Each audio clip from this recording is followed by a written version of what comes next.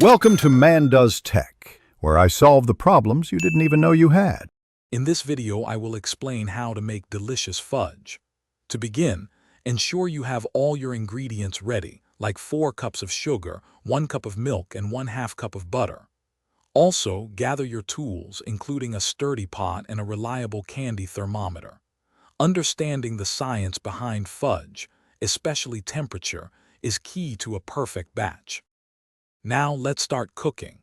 Combine your 4 cups of sugar, 1 cup of milk, and 1/2 cup of butter in a large, heavy saucepan. Heat this mixture gently over medium heat, stirring constantly until all the sugar crystals have fully dissolved. Then, bring it to a rolling boil, ensuring it reaches precisely 234 degrees Fahrenheit on your candy thermometer. Once your fudge reaches 234 degrees Fahrenheit, immediately remove it from the heat. This next step is crucial for texture. Let the mixture cool completely undisturbed until it reaches 110 degrees Fahrenheit. Then, beat the fudge vigorously with a wooden spoon or electric mixer until it thickens, becomes opaque, and loses its shiny appearance, which takes about 10 to 15 minutes. Finally, it's time to set your delicious creation.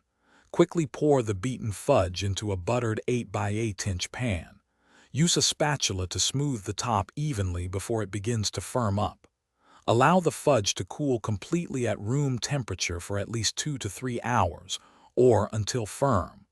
Then, cut it into 1-inch squares and enjoy your homemade treat. Thanks for watching. If you found this helpful, don't forget to like and subscribe.